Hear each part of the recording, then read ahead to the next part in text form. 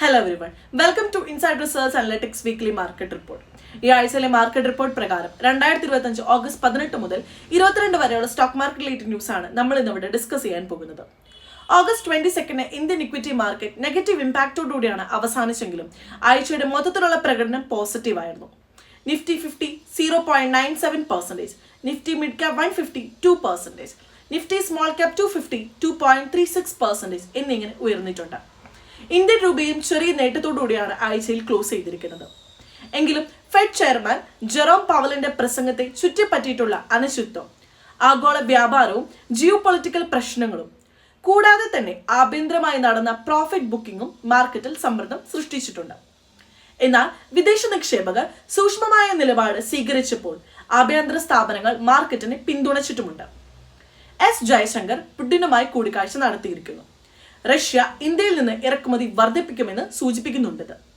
അതേസമയം India China അതിർത്തി പ്രശ്നത്തിൽ പുതിയ ചർച്ചകളും നടക്കാനിരിക്കുകയാണ്. ഇനി സെക്ടറുകളിലേക്ക് നോക്കുമ്പോൾ ചില മേഖലകളിൽ ശക്തമായ വളർച്ച ഉണ്ടായിട്ടുണ്ട്. ഓട്ടോമൊബൈൽ മേഖല 5.02% ഉയർന്നു മുന്നോട്ട് പോകുന്നു. റിയൽറ്റി 3.50% നേട്ടവും, FMCG 1.98% നേട്ടവും കൈവരിച്ചിട്ടുണ്ട്. ഇതിന് പ്രധാന കാരണമായി വന്നത് സർക്കാരിന്റെ GST റാഷണലൈസേഷൻ പദ്ധതിയാണ്. മറുവശത്ത് എനർജി മേഖല 0.2% കുറവ് രേഖപ്പെടുത്തി. മീഡിയ മേഖലയാകട്ടെ 0.048% ഇടിവ് രേഖപ്പെടുത്തിയിട്ടുണ്ട്. വിദേശ നിക്ഷേപ സ്ഥാപനമായിട്ടുള്ള FIS 1559 കോടി രൂപയ്ക്കാണ് ഓഹരികൾ സെൽ ചെയ്തിട്ടുള്ളത്. DIs ആകട്ടെ 10717 കോടി രൂപയ്ക്ക് ബൈ ചെയ്തു. ലോക മാർക്കറ്റുകളിൽ കൂടി അനിശ്ചിതത്വം തുടരുകയാണ്.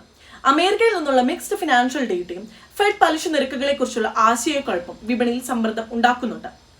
US സ്റ്റോക്ക് സൂചികളായ ഡോ ജോൺസ് 0.28%, S&P 500 1.52% ഇടിവ് രേഖപ്പെടുത്തി.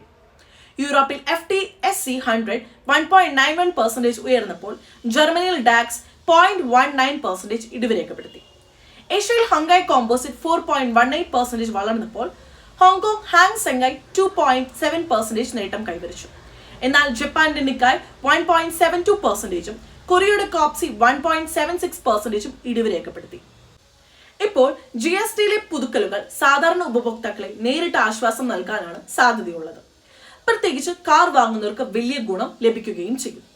28% സ്ലാബിൽ വരുന്ന പല കാർ മോഡലുകളും ഇനി 18% കുറയാനാണ് സാധ്യതയുള്ളത്.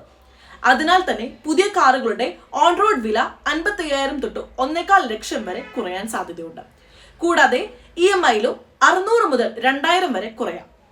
ഇതിനോടൊപ്പം തന്നെ life insurance, health care insurance പ്രീമിയങ്ങൾക്ക് 18% വരെ GST പൂർണ്ണമായും ഒഴിവാക്കാനുള്ള സാധ്യതയും ഉണ്ട്.